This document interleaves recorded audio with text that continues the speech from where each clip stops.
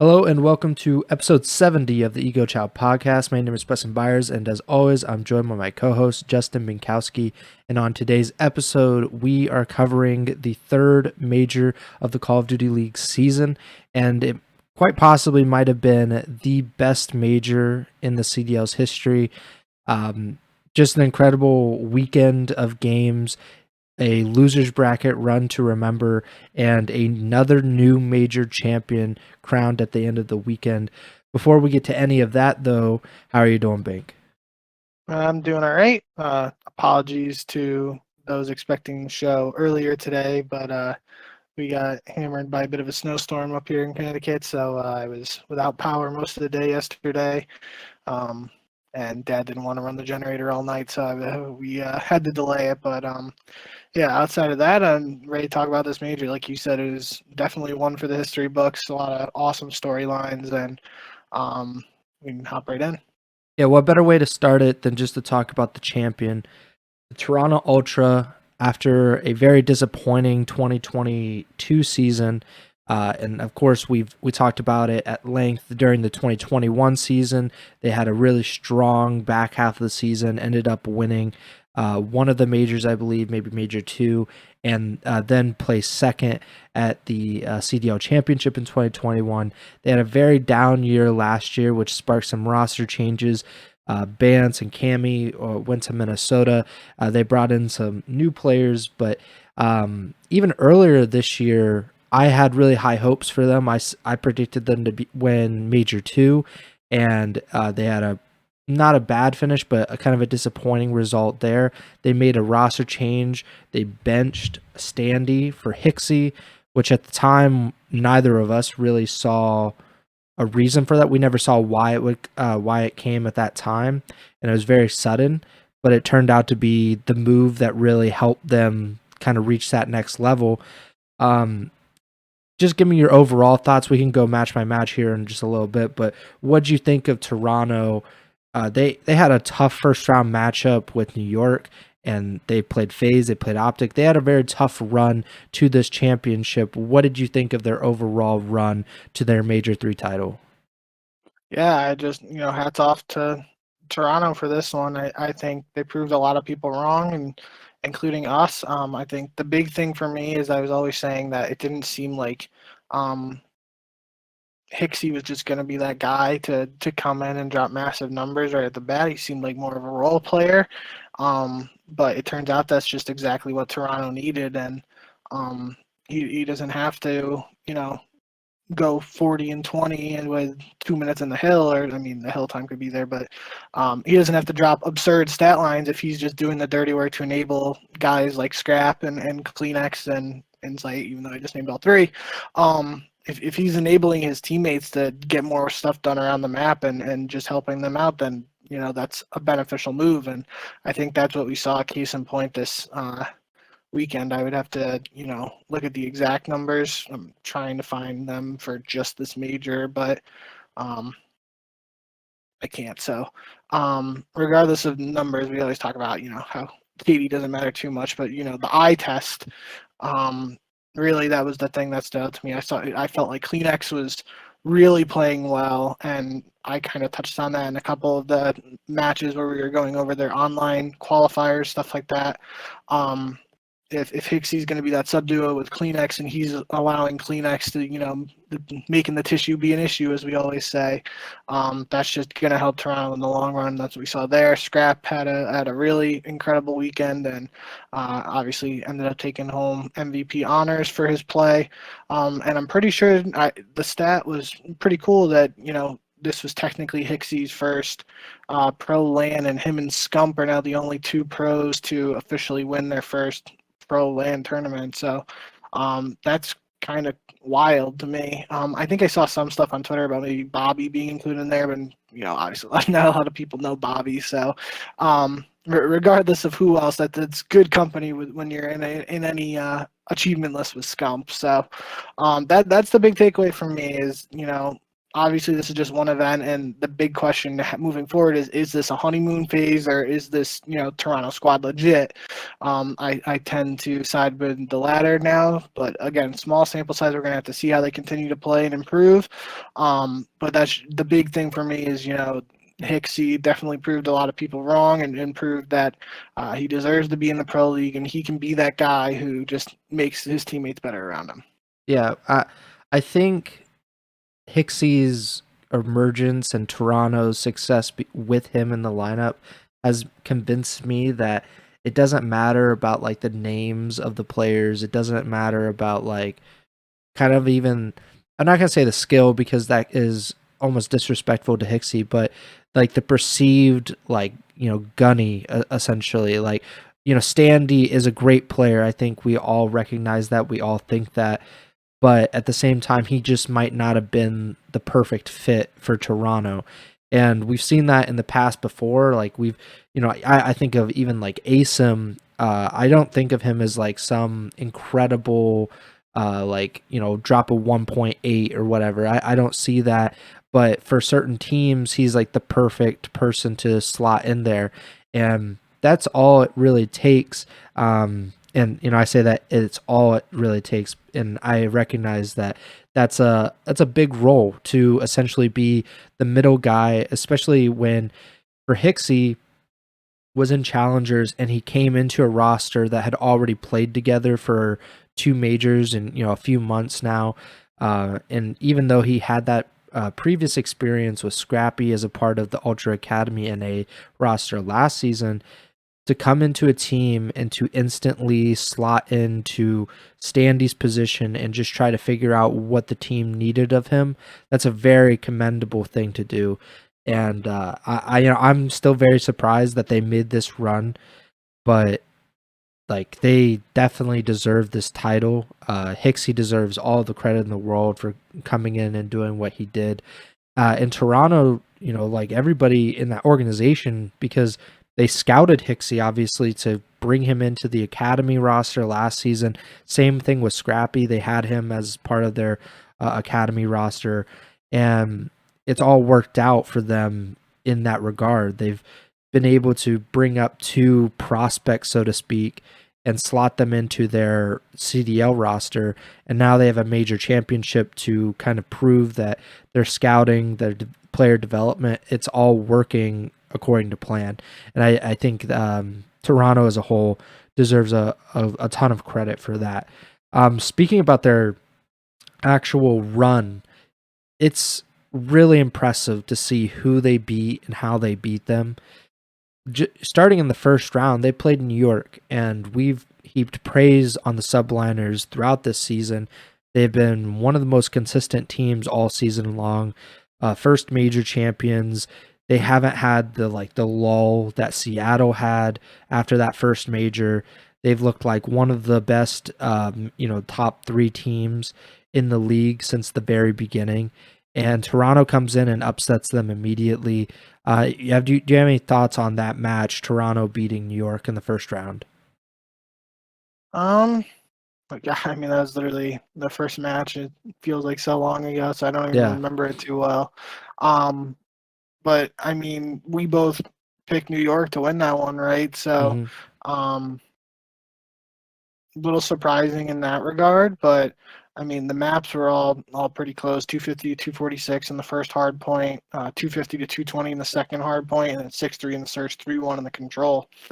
New York won map one, then Toronto won 3 straight. So, yeah, I think we can talk about New York a little bit later because obviously they were a little bit of a disappointing team here. But regardless, like you said, they're a major champion, so this is a good win, especially for Toronto. It's the new rosters, first match on land together. Coming off that, obviously a different roster at Major 2, but they had that notably that 06 day on Saturday at Major 2 to get, double bopped out of the event. It was a good response for him to get that win, and they don't have to worry about playing on Friday. They could go back right into Saturday, and take care of business there. So it was a good, obviously, the way you want to start a tournament, but I think it obviously on paper wasn't a match that necessarily favored Toronto, and they were able to get it done.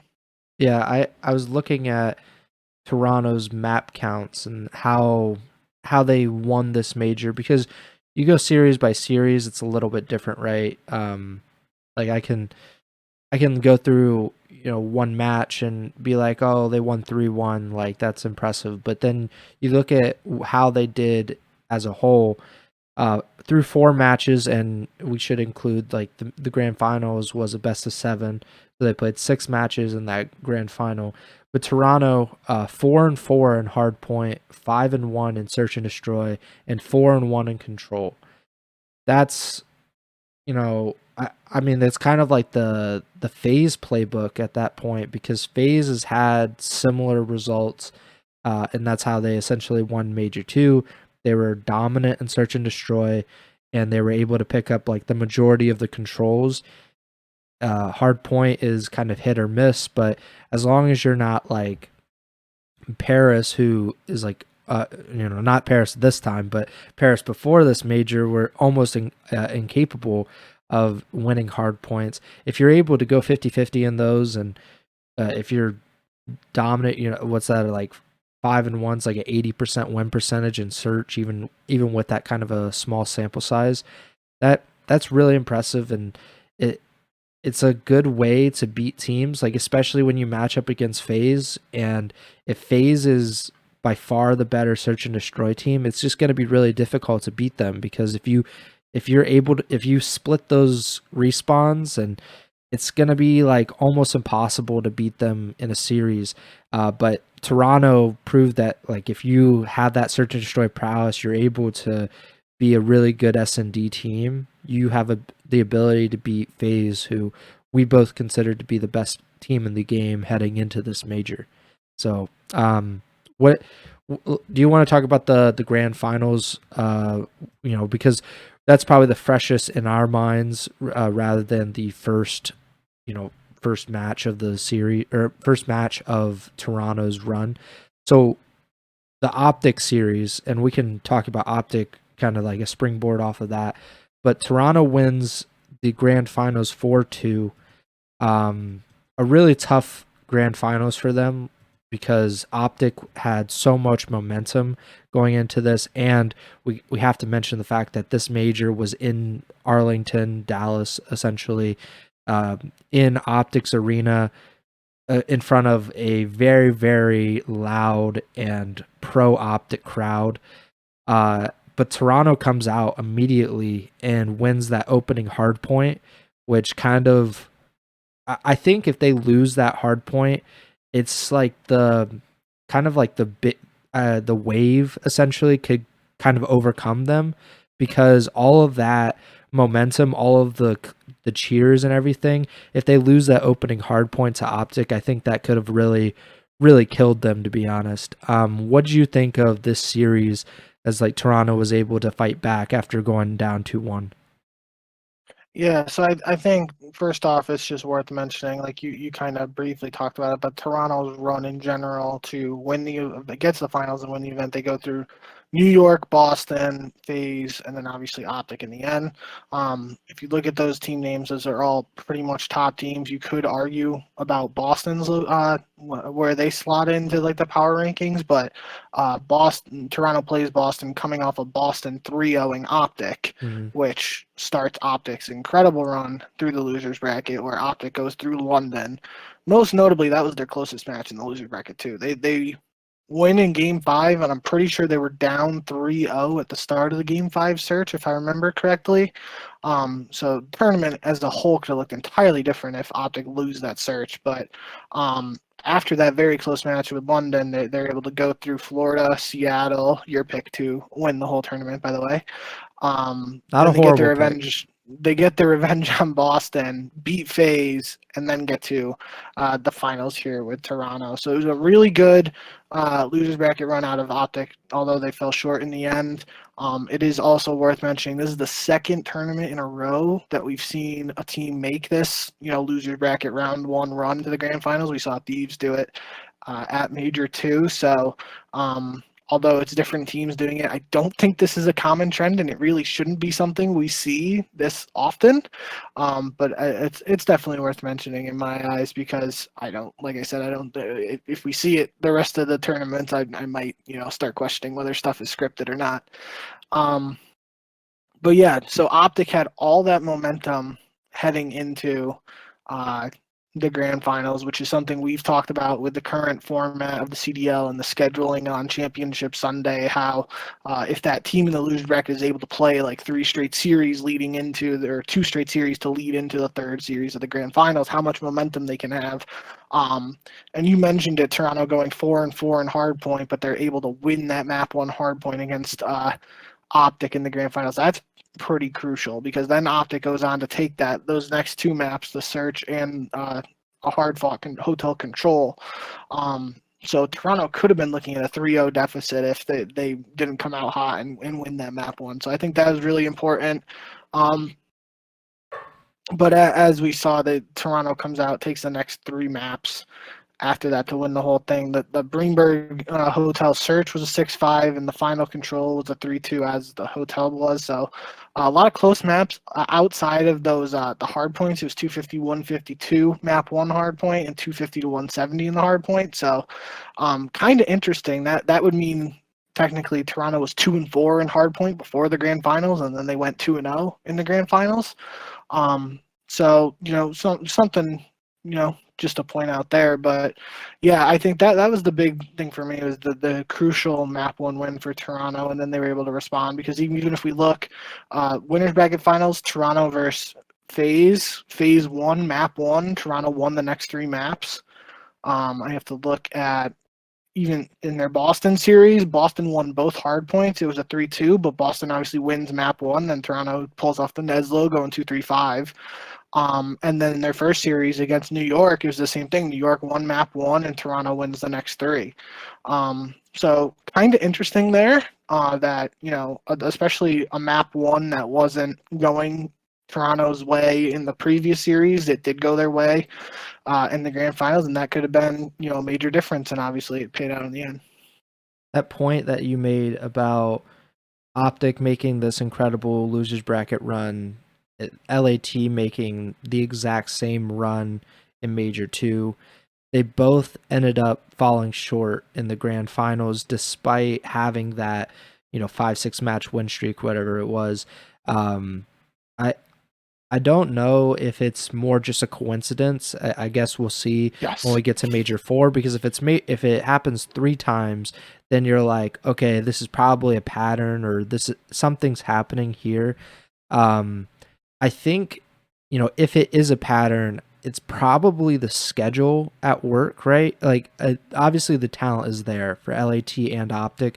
Both of those teams have incredible rosters, and they're able, they have the skill to pull this off. But if you look at the schedule, OpTic played on Thursday, they lose to Boston. Then they play again on Friday. They play twice on Saturday. They played twice on Sunday, losing the final series. They played 3 times, on Sunday, losing that final series to Toronto. I think just playing that much has a very good effect on you. That's more classic COD, where there's you're having 14-hour days of just teams playing all the time.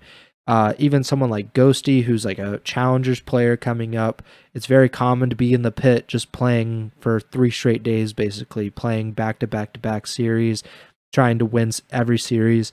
And same with LAT, to have that schedule of all right, we played Thursday, we get another match Friday, we get another match Saturday, we're going to get one again later in Saturday, we're going to play all day Sunday.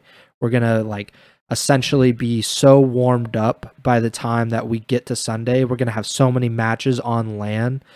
I think that really helps. If you're able to get past that first or second losers bracket match, I have to think that it probably gets a little bit easier, because you have so much more experience. And I look at someone like FaZe, who they win their first series Thursday in the winners bracket. They don't even play Friday. Like they have an entire day off. They played 3 maps heading into Saturday. They have that 5-game series against Seattle on Saturday, and then they don't play again until Sunday, which I think is a disadvantage, right? You played, what is that, 8 maps in 3 days heading into Championship Sunday, and then they lose back-to-back Toronto and then to OpTic. I personally just don't, and we should mention that they did it again. The winners bracket final was the first match on Sunday, so FaZe lose that match, and they have to wait until after OpTic's match, and then Toronto had to wait from the first match until the last match. Like, I just don't think the format is beneficial to these winner bracket teams, even though Toronto was able to win this major, and we saw in the last major that FaZe was able to overcome. I would say it is a disadvantage to come from the winners bracket. Do you have any thoughts on like the format or the scheduling that we're currently talking about? I would say just I just remember it that the Friday schedule, it's obviously the first 4 losers bracket matches, but then there's just a 5th match, and it's one of the second losers round matches. So it's really luck of the draw on which day you would technically play 2 matches. I know for a fact the Thieves played 2 matches on Friday because the New York versus LA Thieves series was the last match on that Friday, because then I had to get back to the hotel in Boston and write the recap for it afterwards. So I know for a fact, and as opposed to OpTic playing 2 matches on Saturday, the Thieves played 2 on Friday. I would think that playing the 2 matches on Saturday would be more beneficial, but no matter what, there's still that pressure element to it, because if you're going into that match on Friday, you lost on Thursday, most likely, unless you're in the, you're starting in the losers bracket. But for at least half of the teams playing on Friday, you lost the day before, and you're facing your tournament life right away on Friday. So the pressure's on instantly, and you backs against the wall, whatever you want to say. If you got to play 2 matches on that Friday, that could be a little bit tougher than Saturday, but it's tougher regardless. So I don't really know, at least that element of the schedule. I don't know how much that matters in terms of building momentum, but I do think, I mean, multiple players have talked about it at this point now, especially the FaZe guys, saying that it's just not advantageous for the team that plays in that winners bracket final to have to wait for so long to play potentially a team coming off 2 straight series in the grand finals. One of the points we talked about the last time we talked about this was just flipping that losers semifinal and the winners final, so that the winners final is the second match, and then the grand finals would be 4th, so there's only a 1 match wait instead of 2. But I don't know if we're going to see a change like that, so it might just continue to be something that we see and these teams have to deal with going forward. Who knows? Last point I'll make is OpTic played 24 maps of Call of Duty in this major before the grand final. Toronto had played 13 heading into the grand final. Like, they nearly had double the amount of maps played on LAN for this event when they met in the grand finals. Plus, OpTic obviously had like the momentum of beating Boston, beating Atlanta, and then heading right into that Toronto series. That's just something that needs to be fixed. Like, there's no, and like it would have been an incredible story had OpTic been able to pull it off, because the fans would have been crazy, the viewership would have been even crazier, everything would have just been bigger. Like, the celebration would have been a huge deal, especially for Ghosty, considering this was also his first pro LAN. So he had like the same kind of stakes that Hixie did heading in, where like he could have essentially like replaced Scump or replaced, Illy. But, like the idea of Scump being the last player to do this, in his first LAN, and then Ghosty comes in, hasn't played any pro matches, and it does the same. It would have been an incredible story. But like how we got there would have felt like, I would have felt bad for Toronto because of how it played out, or how it could have played out. But Toronto, I think, just proves to me that they were the better team on that day. They were able to like overcome that disadvantage and win a series despite all of that. While I was also looking through these matches, I just noticed like OpTic won 3 straight matches 3-1. So both of those non-grand final series on Sunday, they won 3-1 against Boston and Atlanta, and their final match on Saturday, they won 3-1 against Seattle. They also won 3-1 against Florida on Saturday. So their final 4 matches before the grand finals were 3-1.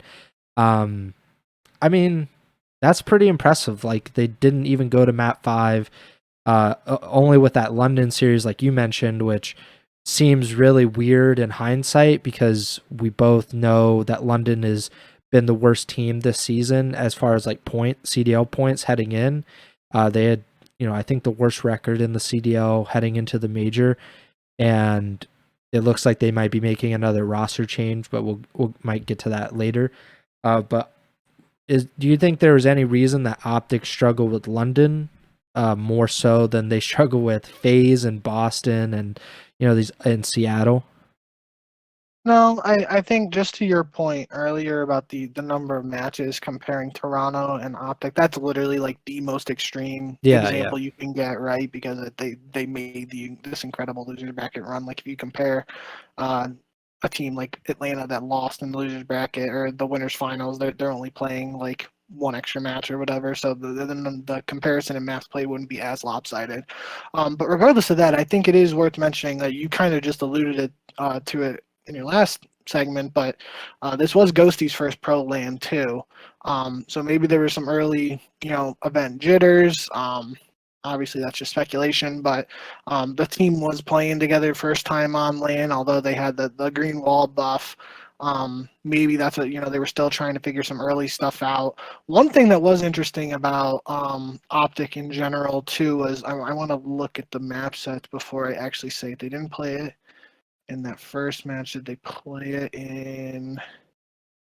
No, they didn't. So I think on Saturday when OpTic started, so when OpTic played Florida, they inserted hotel search and destroy into their map pool. I'm pretty sure the broadcast said like OpTic hadn't played hotel search at all this entire season yet.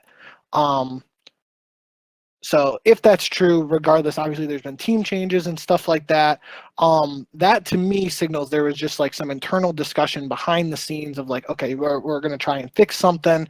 And obviously it works out because from there they go on this run where you're talking about the 3-1s and they're able to win it. But I'm just looking here. They won hotel search against Florida. They win hotel search against the Surge. They lost hotel search against Boston, but they won that series, obviously 3-1. So that was the one match they lost. Didn't play it against FaZe. And lost against Toronto. They lost against Toronto. So it just feels like to me, regardless of the end result, I think that means they went 2-2. But obviously, 2 of those wins came in their first 2 matches on that Saturday when they allegedly made this change to play it for the first time. That just signals to me that that's something we've talked about, the coaching with OpTic and all that drama that entails. It signals to me that they're working on stuff behind the scenes, and like I said, it could have been, or it was Ghosty's first LAN event. Regardless of any jitters or anything like that, if they're able to rally and make such a change like that, you got to think about that, right? Like that means after potentially losing to London, but they still win. That means they played 2 series at this tournament. They got 3-0'd by Boston and almost lose to London, but they're able to pull it out in the end. They're again speculation, but it just seems like to me they probably had this behind the scenes talk and were like, okay, we got to switch something up, and that could have potentially been part of the catalyst to allow them to go on this run and just change the outlook of not only the team, but just their tournament in general. So I think that was important. Again, hopefully that's accurate stat and I'm remembering it correctly, but regardless of that, I just think in general that it is important to remember too that this was Ghosty's first LAN with the team, so they should in theory just keep getting better as a squad. And you mentioning that OpTic obviously playing the most maps of the tournament, again, Greenwall fans are never satisfied with anything but first place. But if they're playing 24 maps or whatever it was that you said, that's a lot of really good practice on land against the best teams in the world. If you're not getting first place at a tournament, that's almost like the next best thing. Yeah. And I know that's not something OpTic fans want to hear, but I think that's definitely the case here. Is that silver lining for OpTic is they went on a really good run and they got a lot of quality practice. It's just now it becomes a factor of how they're able to translate that and potentially getting a championship later in the season. I looked it up. OpTic, you're right. They hadn't played Hotel at all. It was their only search map that they hadn't played this season. And then they played it, like you said, 4 times at the major, going 2-2. Their best search map this season before the major, LSEO, they were 3-1. It was the only map, search and destroy map, that they had a winning record on this season, and they went 0-2 on it at the major. But they went 2-0 on Fortress and 1-0 on Mercado. I looked it up just to see if they tried to pull it out to like maybe Toronto was very bad at Hotel. I mean, they're not great at it, but it's not something that they like shy away from. It's actually tied for their most played search map, even though they have like a 40% win percentage. Yeah, so I don't know, like maybe it's just trying to figure out what the best possible combination of maps is with Ghosty in this lineup and like how it works out. I thought it was also interesting that Embassy is actually OpTic's most played search map this season, and they didn't play it once at the major.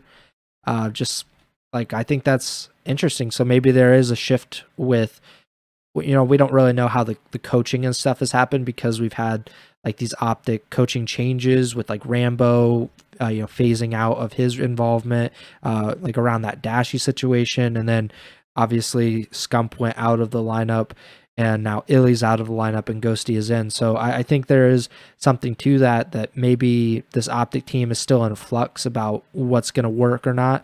But like Hardpoint was clicking for them. 9-4 at the major. That was their strongest game mode heading into the event, but they were much better, much more dominant in Hardpoint at this event. 4-0 on Mercado, 3-0 on Fortress Hardpoint. I'm just really impressed by their Hardpoint game. But I should mention that they don't match up particularly well with Toronto because they aren't a particularly strong search and destroy team. So Toronto has the edge there. And then when it comes to control, Toronto is not great. Like they're not like the most dominant team, but they're good enough. And OpTic is not a particularly strong control team. Like at least at the major they weren't. So that it doesn't work out. Like the maps or the map count doesn't really work out as well with them against Toronto, but maybe that will change as this roster continues to improve and like get used to each other, because they've only really been together for like 4 weeks, 5 weeks maybe. That's not a lot of time. And even you could say the same thing about Toronto, right? With Hixie coming into the lineup, they haven't had a lot of time either. So it's very. I'm gonna be interested to just see what both of these rosters do as we move forward. I think we should talk about FaZe a little bit because they were, I think you said that was what your head told you, but your heart was telling you Seattle, if I'm not mistaken, right? Heading in. I said I was picking Atlanta, Yeah. but if I wasn't going to pick Atlanta, then I would have picked Seattle just because I had fully bought into Seattle before the final week of the qualifiers. Yeah, I think like every person probably, like if they're just thinking logically, FaZe look like the best option, because even with that last loss to OpTic, they didn't have like the strongest set of qualifiers. It's undeniable that they're still one of the best teams. Like the roster is incredible. Just like 4 like legitimate superstar players together, and they had just won Major 2. So I think there was a lot of people, us included, that thought FaZe probably is the strongest team going in. But but they came up short. They beat Thieves first round 3-0. It's kind of shocking that it was a 3-0, considering that was the rematch of the grand finals of Major 2. Then they beat Seattle 3-2, and then lose to Toronto in the winners finals 3-1, drop down to the losers finals and lose 3-1 to OpTic. What do you think went wrong for FaZe? Did they just run into two really hot teams like at the wrong time, because they did lose to the two grand final teams? What do you think went wrong for FaZe at Major 3? I think the easiest answer there is that the S&D streak ended, right? Toronto was able to beat them in Search and Destroy, and that seemingly allowed Toronto to go on to win the rest of that series, just because Atlanta's hard point wasn't the strongest once again at this event. So that was obviously a huge turning point in the tournament and that Atlanta-Toronto series, because Atlanta did win map 1 against Toronto. So they took a hard point going into Search on that 15 S&D streak. You're like, okay, Atlanta's out 2-0 in the series, just got to win one more map after that. But Toronto flipped the script there and were able to take the Search. I think in general for Atlanta, it's kind of like you were just mentioning it briefly, but Atlanta absolutely dominated the Thieves. Outside of the map 1 hardpoint, which is an 11-point game, it was a 6-0 in the Embassy Search and a 3-0 in the Control. Like, Atlanta smoked the Thieves, and then Slasher was talking shit after the game, which was awesome. But that aside, we then see Atlanta play Seattle, which I honestly think was I think it still was the best series of the entire tournament. It was super down to the wire when Game 5, Round 11, and you could even make the case that Seattle should have won the round of 11, but BZ got Simp got a really, like, I want to say, like, people have been calling it like a shotgun when it happens, but like when you're popping dead silence and you're hip firing your Vazna, if you get like up close with someone, you like melt them. Like Simp did that too. Fred and Bottom Orange and got like almost like an insta kill on him that turned a 3v2 into a 2v1 for Atlanta. So that was a really good series, and at the time I still do, like, I would have to sit and think about some of the Sunday matches, but definitely at that time that was by far the best series of the tournament. And it shows how far Seattle has come, but also it kind of showed for the first time that FaZe was a little vulnerable, because they've been really strong on Embassy, Search and Destroy in particular. Like I just said, they had a 6-0 against the Thieves, and then they're going round 11, Game 5 on Embassy against Seattle, who, notoriously was a team that weren't playing very good in Search up until the more recent online qualifier. So I think that was kind of like that first, maybe like a crack in the shield, however you want to word it. But even though they won, it was kind of like a warning sign that something might be going wrong for Atlanta here. But in the end, it turns out that the streak was broken. And then when they play OpTic, they're able to win the Search, but that's the only thing they're able to win. They got 100-point clubbed in the map 1, which that could be a little bit of a momentum thing, maybe. But if you look at it too, OpTic played Boston map 1 on that Sunday on Albagra Fortress, and they 100-point clubbed them, and then they play the same map 1 against Atlanta, 100-point club them too. So that's just got to be a really strong map for OpTic at this point. So that aside, yeah, I think Atlanta's just got to go back to the drawing board for a hard point. Obviously, they're still a really good Search team, even though the streak ends. But if they're so reliant on that Search and they do actually lose it, then it becomes a question of what happens. And obviously, the only answer we have for that right now is they lose the series when they lose the Search. Bit of a dramatic answer, but yeah, I just think they got to continue to work on hard point and figure out whatever's going on there to, because obviously they have all the talent in the world to be a really strong hard point team. It's just some of these maps they got to figure out a way to close things out or clutch up, whatever the case may be. So interested to see what they do there. We've seen this before with FaZe as an organization, though, most notably with Search in Cold War. They went on that spree where I remember specifically they lost to LAG on Express Search and Destroy. I remember because this was in the phase where you were on the LAG bandwagon, and it was like after that, it was either between stage 2 and 3, or like during the stage 3 qualifier or something like that. And that was kind of like the last straw, I remember. And after like Atlanta lost to LAG, they flipped the switch, turned things around, and I think that's when they brought in Tupac to figure out their search and destroy. So I'm not suggesting they got to bring in a hardpoint coach or something like that, but I feel like their search is at a point now where it's just super strong. If they zero in on hardpoint and are still able to play search, even if they're not playing search to the level they're at right now, but just a click below that, they still should be the best team in the game. Yeah, they have a 77% win percentage in search and destroy this year. They're 30-9. They're actually 9-0 on Embassy this season. They haven't lost that map. They also haven't lost Mercado, but they've only played it 3 times this season. But on the flip side, their respawn is just like very inconsistent.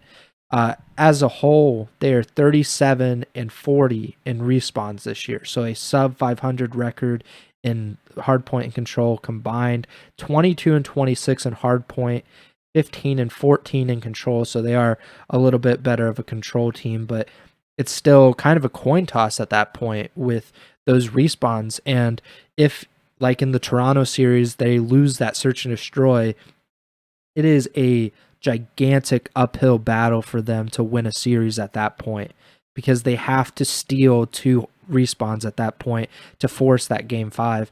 And it's unlikely at that point. Like they lose half of their respawns, more than half of their respawns at this point. It would probably be something, maybe a hardpoint coach, because I don't know how many people are actually coaching hardpoint, but something really does need to change for them. Their best map is Embassy Hardpoint, 9-5. That's the only hardpoint map they have a winning record on this season.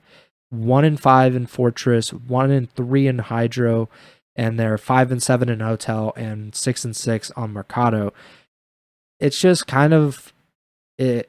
Like, I'm not saying it's unacceptable, because they obviously have had a lot of success this season, but it's really playing with fire at this point. Like, there's nothing that they can't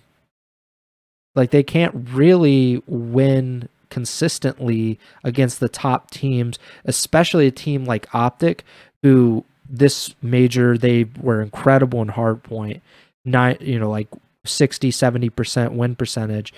Like, they just can't win those series against them, and I don't think search and destroy is going to be enough for them at this point. We'll see what happens now, because FaZe does have the tendency, when they fail or have some kind of setback, they come back really strong immediately afterward, because I think there's a lot of motivation in that camp of like, oh, people are doubting us. We see kind of like that we're a little bit vulnerable in some area, and then they come back even stronger in the next one. So, I think that might happen again, but I don't know if it's going to be hardpoint or control, but one of those respawns has to be kind of, majorly improved, because even if they became like a 60% control team, I think that's probably enough 9 times out of 10, because, they probably will win an occasional hardpoint, but they're going to be able to win search both times, most likely. And if they become like a 60-65% control team, that's probably enough to win almost any series outside of a possible like OpTic or Toronto or something. But yeah, FaZe, I don't think like it's the biggest worry in the world, but it's something to keep an eye on about like whether these respawns continue to slip. Another team we have to talk about, one of the bigger surprises of the entire tournament. I wouldn't say the biggest surprise, because Vegas is still looming, but the Boston Breach finished top 4. They were actually the 6 seed? 3 seed, excuse me. I believe they were the 3 seed against, and I believe OpTic was the 6 seed. So Boston, they sweep OpTic. Like, I was really looking forward to that match, because I'm like, okay, this crowd is going to be crazy. We're in Texas, OpTic's first land with this new roster. They had a really tough way to get into the winners bracket. Like, what's going to happen when they go up against Boston, who is playing like their first major with this lineup with Beans in the roster, and Beans has like one of the best search and destroys ever. He completely dominates them, and they sweep OpTic. Boston actually sweeps OpTic in front of their home crowd. An incredible. I mean, people are saying methods might have been the problem, but I won't say it. But Boston sweeps OpTic in the first round, sends them down to the losers bracket, which obviously sparks that incredible run that OpTic goes on for the rest of the series. But Boston winning that series against OpTic, then they lose a very tough series against Toronto, the eventual champions in winners round 2, sweep Vegas, and then OpTic gets their revenge in loser semis. What'd you think of Boston's run at this major? Yeah, I not that it matters too much. Boston was the 2 seed, OpTic was the 7 seed. Just because I remember Boston and LAT were playing that last match on the Sunday. I got thrown off by the bracket. So regardless of that, I think that was a massive win for Boston coming out of the gate. I'm pretty sure we both picked OpTic, which based on seeding would have been an upset. But again, Boston playing OpTic at the OpTic major just felt like OpTic was the pick there. Massive win for Boston there, but then kind of, it sets up that rematch of Scrappy versus Beans. We had the shit talk between them in their qualifier match, which I believe was the last match Standy played in. So this would technically been the first match with the Hicksy lineup going up against Boston, and Toronto was able to get the win there. So not a lot to talk about Boston in my opinion, because it's kind of, like you look at it like they beat OpTic, lose the eventual champion, then they beat Vegas, which is just like, they beat Vegas. And then OpTic gets their revenge on Boston. So kind of like a seesaw ride there, back and forth, tug of war, however you want to word it. But definitely, if we're considering whether we both thought OpTic were going to win that opening match, Boston proved us wrong, and technically that result completely just sets up the massive storylines for the entire rest of the tournament. So I'm still not, Boston's just like that middle of the pack team for me. They have that potential, as we saw Beans popping off. Nero has looked really good in a lot of games. I feel like, especially in the last OpTic series, I would have to go back and look. I feel like Awakening struggled in that last one. Yeah, I wrote it down. That Big Wake struggled. It's loading. He had a .65 KD in the revenge match between OpTic and Boston. That's just not a Big Wake number. So, obviously, if your quote-unquote star player is performing like that, it's going to be tough to win any match. But regardless of the individual results, all that stuff, I think that was a big win for Boston to get to, a guaranteed top 6 placing, I believe. Mm-hmm. And then they're able to make it to a Sunday, which is all. I mean, if only one team can hoist the trophy at the end of these tournaments, and you can only have a shot to do that if you make it to championship Sunday. So kind of like we were talking about the silver lining with OpTic earlier, like making it to a Sunday is almost like the silver lining to winning the whole thing. So that's a step in the right direction for Boston in my eyes, is the fact that they were able to make it to a championship Sunday. Yeah, this is a moral victory for sure. And they are, even though they were the 2nd seed, nobody treated them like they were a top 2 team heading in, or probably even like a top 4 team, if we're being honest. That's just how it is. And the fact that they were able to come in, almost beat the 2 grand finals teams, like they were a map away from beating Toronto as well. Like, a lot of credit to them. I just am a little skeptical of like what the future looks like for Boston, because there are so many strong teams at the very top of the league. I don't know how they're going to be able to break into that like group of like FaZe, OpTic, Toronto. I don't know if maybe New York slips out of that, maybe LAT slips out of that, but maybe Seattle is not a part of that. I guess we'll see. But that group of really strong teams, like championship contenders in my mind, it would be very difficult for Boston to break into that group and stay there consistently.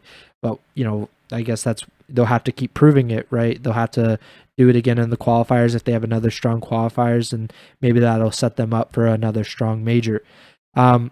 Let's kind of go more quickly. I'm sure we won't talk a ton about LAG or talk a ton about Minnesota, but Vegas and Seattle both finished top 6 at this major. They lose in the loser bracket quarterfinals. We talked about it with Vegas. They got swept by Boston to be eliminated from the tournament. Seattle lost to OpTic 3-1. And Seattle in the winners bracket had beaten LAG in a very tough series 3-2, and then lost, like you mentioned earlier, in a game 5 round 11 to FaZe in a map that they certainly could have won.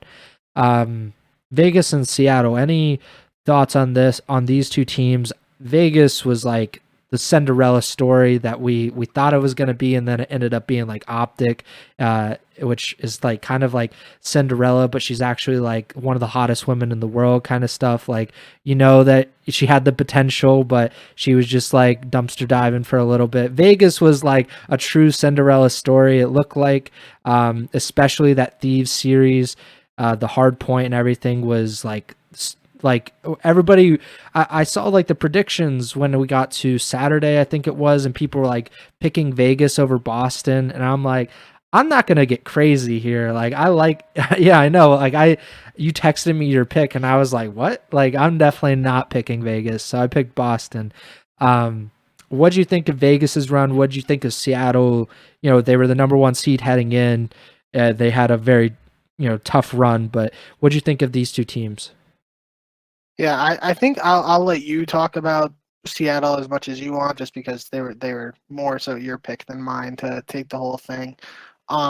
Just in general though, with Seattle, I think kind of touched on it enough with that FaZe series. That's round 11 goes a different way. They're in the winners finals. We're having a whole different conversation here about them potentially being a top 3 team, or top 3 at this event, at least 2.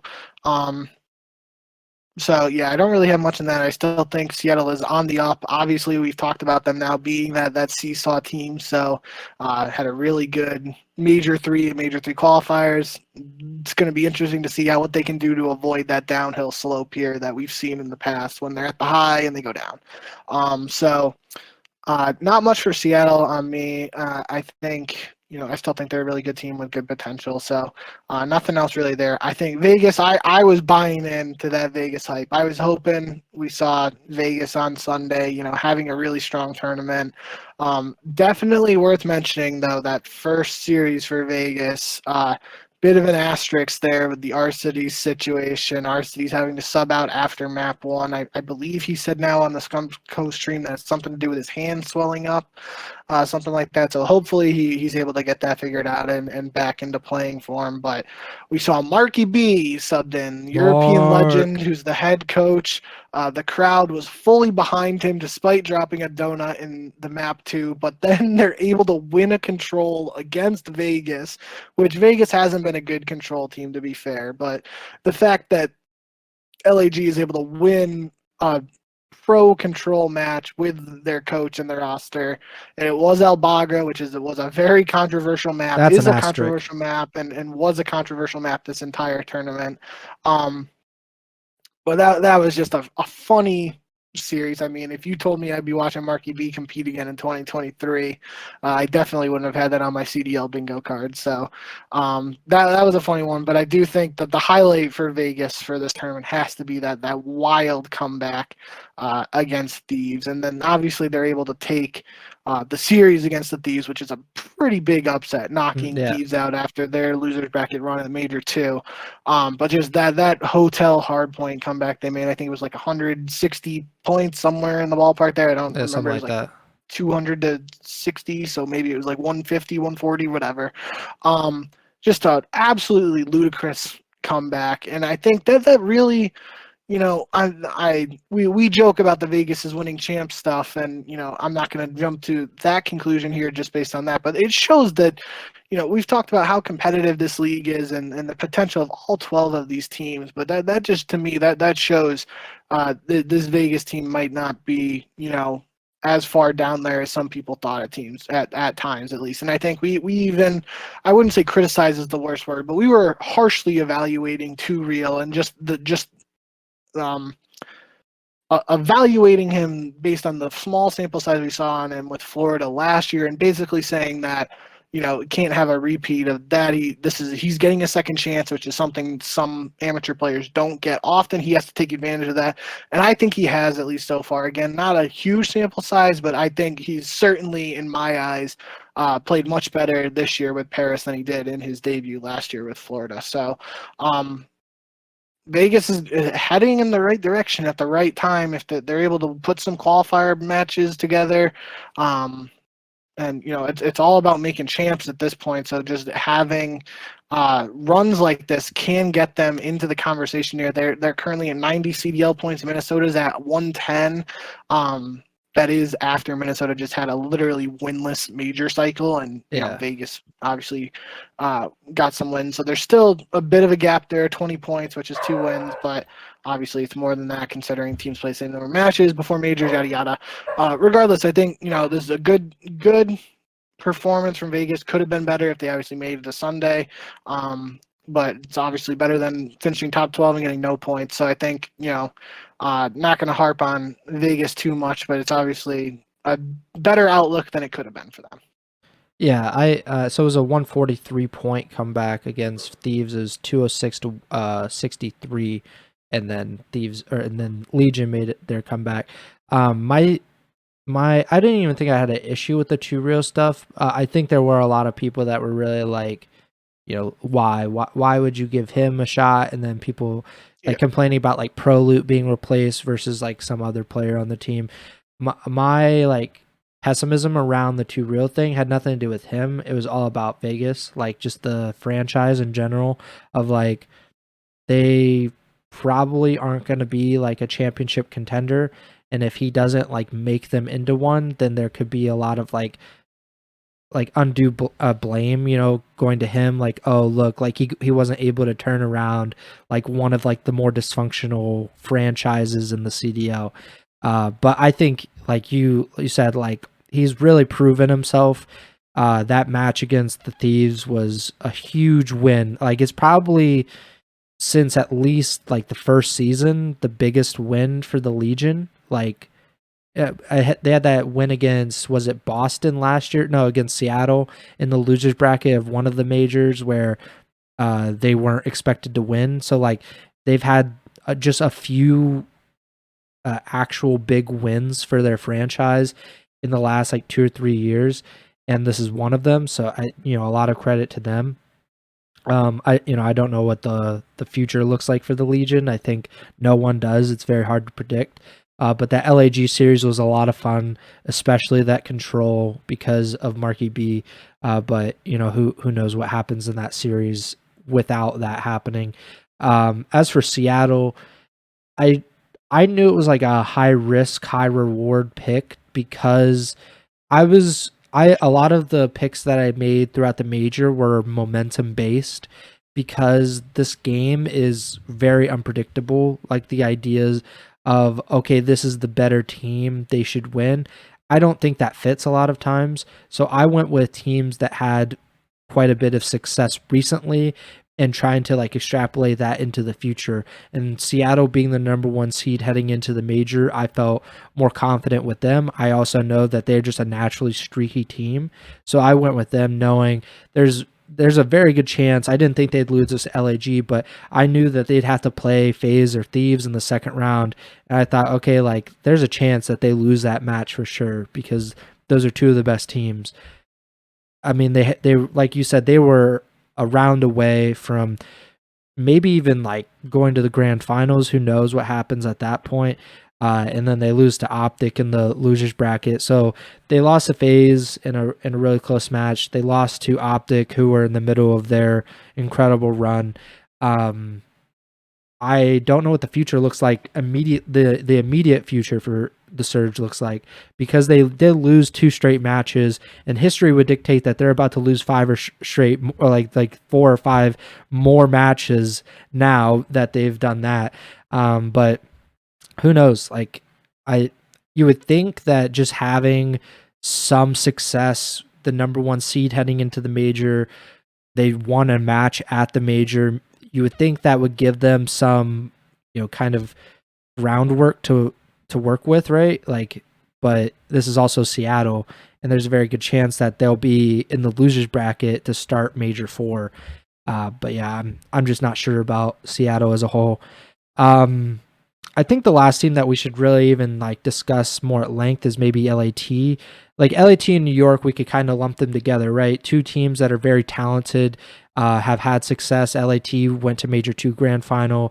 New York won Major 1.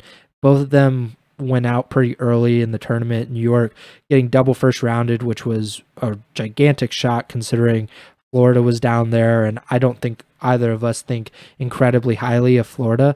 And then LAT, they beat Minnesota, which is like nothing because Minnesota's right now the worst team like in their current form. And then they lose to the Legion, which is a gigantic upset like we mentioned. So what did you think about New York and LAT? I'm going to try to rapid fire through some teams here. Yeah, I don't think we really need to talk too much about LAG. Obviously, we highlighted that Marky B situation, so it's kind of hard to judge them. But they did, like you mentioned, play a tough match against Seattle before any injury stuff or whatever happened. So outside of any potential roster changes that are necessary, maybe something with Arcides, he has to sit out a little bit because of injury or whatever. Outside of anything like that, I think LAG might be in a little bit of a better spot than some people would think based on a top 12 placing. But regardless, hard to seriously critique them just due to those outside factors there. If we look at Minnesota, I think we kind of touched on it in the last episode. 0-5 in the qualifiers. They lose here 3-0. Even Octane kind of joked about it, but it might not have been like a joke in his post game interview. But he was like, Minnesota didn't really try when against them is what he said. So I feel like a change has to be made with Minnesota. We kind of talked about that in the last episode. I don't know what the change would be, who the change would be. Maybe it's a multi-person change, maybe it's a role change. Something has to happen here because we've talked about Minnesota as an organization does not want to miss champs, and they've shown a willingness to invest in this business and the league as a whole. So I feel like a change is coming from Minnesota, although we haven't really heard anything. We have heard about London potentially making a change, but and then New York, very disappointing top 12 finish for them. I don't know if they'll make a change, and I don't think they should. And if they did decide to, I guess I would be slightly surprised. I wouldn't even know who to target there for a potential change or on paper upgrades. So that's why it's really hard for me to judge. But I wouldn't be surprised if they looked into something. I know they do have Wardy as a sub, so maybe they like trial something there, trying to insert him to their roster. I don't really know, but I think that's much more like much less likely than a potential Minnesota change. At the same time, talking about changes, I obviously don't think we're going to see any change out of LAT. Just a disappointing performance out of them. But it is now the second event in the row. They lose in the first round of the winner's bracket, and they just put their backs against the wall right away. Obviously, it worked out at Major 2 where they're able to go on this run. They don't end up hoisting the trophy, but still second place, is better than potentially getting top 12. Here, it kind of, backfired isn't really the right word because it's not like they purposely went down to the loser bracket, but it didn't work out for them, and it's obviously a major upset for them to lose to Vegas. So I just think something in the LAT camp has to be addressed in terms of what they can do to try to get back on starting on a better foot at these events, because obviously it wasn't the easiest matchup here playing Atlanta in the first round. They played OpTic in the first round at Major 2. So yeah, I certainly don't expect LA Thieves to make a change, but I wouldn't be surprised if maybe they adjust something in terms of practice or strategy. I don't really know there, but just a disappointing performance out of the Thieves, and I wouldn't be surprised if, obviously we're probably not going to hear about it if they do decide to do something behind the scenes, but I just feel like something has to be addressed in that regard. Like, I don't think a role change is necessary or anything like that, but yeah, maybe it's just something with practice or something to try and fix up the pre-event schedule so they're not falling into the loser bracket right away. Kind of just rambling at this point. So yeah, I think main focus here is LADs don't expect the roster change, but they just gotta try to improve in some regard because this is getting to the point now where the Thieves heated up last year at these final events heading into champs. So if they're hoping to have a repeat in that regard, they're going to have to try to turn things around, just in terms of their performance to kick off lands at least.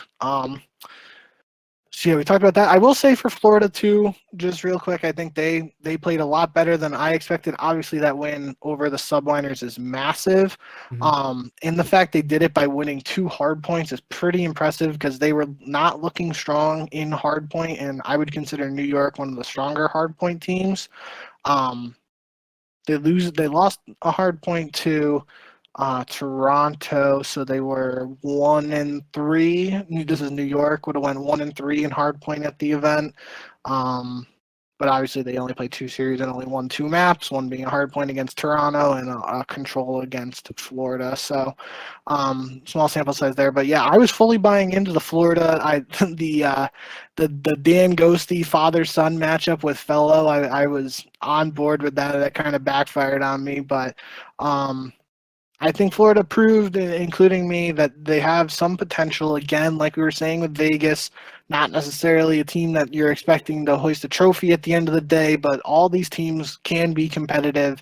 And this was a good showing for this Florida team in their first land with this new lineup, as opposed to, as we notoriously mentioned with Major 2, where they just went there, played 3 maps, and were sent home very quickly in like 30 minutes. So, it will be interesting to see where Florida goes from here if they're able to build off, a better performance than, obviously they still got top 8, but regardless, some flashes of hope for Florida and their fans. So I think I hit all of the teams there that we hadn't talked about yet. Yeah, so the standings right now: 1 FaZe, 2 Toronto, 3 OpTic, 4 New York, 5 LAT, 6 Boston, 7 Seattle, 8 Minnesota, 9 Vegas, tied for 10th, LAG and Florida, and 12th London.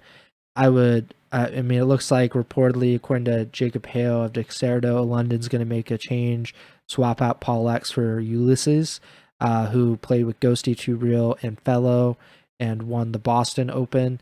And he's been playing with 3 former CDL players, and won the Elite Stage 2 playoffs. He was playing with Dave Patty, Johnny, and ProLoot in challengers there. So it looks like we might have another rookie coming into the CDL, which is always great to see, especially ones that have had success in challengers. I don't expect any changes from Florida. LAG, I don't expect anybody to be signed. Maybe a benching, like we'll have to see what RCD's health. Maybe that'll be something we see like as a catalyst for a roster change or something. But with all the organizational stuff around LAG's like parent company, I highly doubt anybody's getting signed to that team. Vegas, there's no chance that they're making a roster change after getting top 6. Like, this is one of the better results in years for the Legion franchise. Minnesota, they have to make a change, right? Like, the 0-6 in a cycle is unacceptable. I think that was actually the word that a few of, like, maybe Bryant Saint and the president of the organization, I think they both said it was unacceptable. And when anybody says it's unacceptable, that usually means like heads will roll and something has to change. I think we both agree on that. Seattle, I'd be not like overly shocked if they made a change, but I don't think it'll happen. And, I agree with you, like the other top 6 teams, Boston, LAT, New York, OpTic, Toronto, and FaZe, I think it's pretty unlikely for any of those teams to make a change.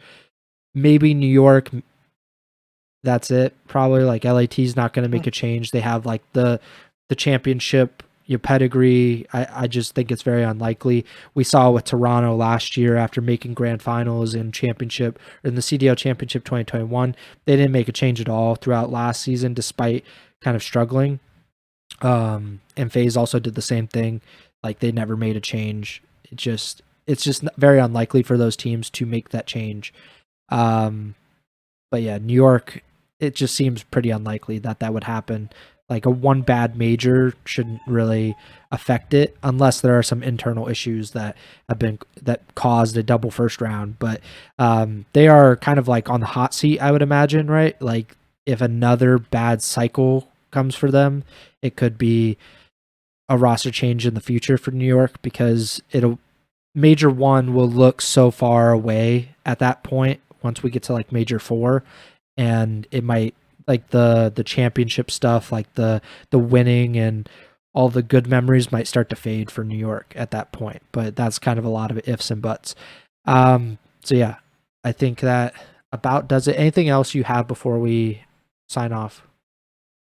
Nope, I think that's you pretty much hit everything. There is a 2-week break before the Major 4 online qualifiers start, and we kind of alluded to it last episode when we were talking about teams that would potentially make a change. I think this is most likely the last time we see any major potential roster changes, just based on getting down to the end of the schedule. Teams just really won't have a lot of time between Major 4 and 5, as far as I know, to make any other changes. And then obviously you're not going to make changes after Major 5 because you're either in champs or your season's over. So this is probably most likely the last potential mini roster mania period. So we'll have some stuff to talk about there before we head into the Major 4 qualifiers. The only other thing I will bring up is today was the release of the Season 2 Reloaded update in Modern Warfare 2. I do not know how to say the name of the map, so let me look it up real quick. But I know Crowder/Replays, the coach of FaZe, was talking about it on stream today. Himmelmat Expo, I'm just going to call it Expo for the sake of simplicity, is the new map that was added to Modern Warfare 2 today. And Crowder himself was saying that it could potentially be a really good map for Control, which obviously would be a massive change just based on how contentious Al Bagra Fortress Control is. So if this new DLC map is really good for Control and it's able to replace arguably the worst map and mode combo in the rule set, that's just a huge fit for the entire league for the rest of the season. So it'll take some time to see if we're actually able to add this map to the rotation. But yeah, that's what Crowder said. I think Search and Destroy is definitely worth the conversation. It's definitely worth the conversation and more testing. I like it for Hardpoint, but I don't think Hardpoint's that down bad. So again, that's a conversation. But I think you need to have 2 really good teams actually go at it in Hardpoint to see what you can do. And before that, he said, after watching it briefly a couple maps at a time, I think it's really good for Control in the sense I think it's 100% a no-brainer for Control. So that's coming from one of the smartest minds in Call of Duty. So I'm gonna fully invest in stocks in what he has to say about the potential for a map. So that is one thing to look out for over this little break that we have before these Major 4 online qualifiers start. Potential roster changes and potential map pool changes, and then we should be getting into the nitty-gritty here at the end of the season. Yeah, I think we'll have quite a bit to talk about.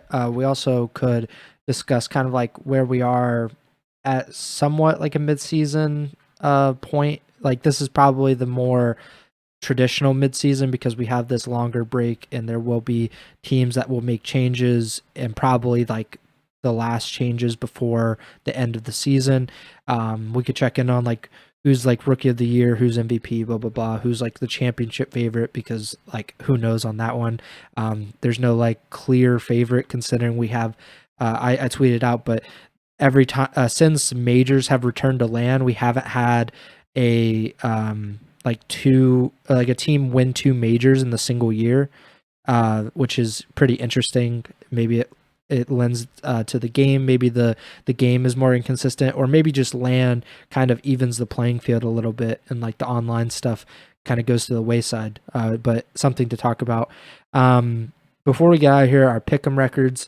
I did really well at the major, especially like the second half of the major, because I rode the OpTic wave and I just kept picking them.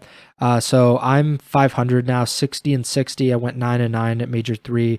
you were riding like Vegas and Boston at the major, which didn't turn out too well. But you're 63 and 57. You're still ahead. You went 6 and 12 at the major. But we'll be back next week. Might do it, like obviously circumstances kind of forced us to do it later in the week, so we'll probably do it earlier next week. But we'll be back next week to do a podcast regardless. Make sure to subscribe, follow, like the feed wherever you're watching or listening on: Apple Podcasts, Spotify, Google Podcasts, YouTube. I think there was like an issue last week about like Spotify. I think it might have, or it was like a RSS feed for the podcast. It was like glitching for some people. I don't know if it affected our podcast, but if you don't see the podcast for whatever reason in your feed, please just tweet at me and then I will try to figure it out, because obviously that wouldn't be good or anything. But just make sure to tweet at me if any problems happen. Follow us on Twitter at jbink with 2Ks, at Pres Byers, and the podcast Twitter is at Ego Chall Podcast. Again, the next show is probably going to be next Tuesday or Wednesday, like usual, but we'll try not to have snowstorms knock out Bink's power. If we'll talk to Mother Nature about that. But that does it for me. Bink, take it away. Yep. Thank you guys, as always, for tuning in. I hope you guys enjoyed Major 3 as much as I did, because it was definitely an exciting tournament, and I hope you guys enjoyed our recap of the event. Obviously, let us know if you have any comments or criticism, whatever, for this show or any of our shows in general. Let us know. We're always looking to improve what we're able to bring and offer to you guys. So, yeah, thank you as always, and remember to send the chow.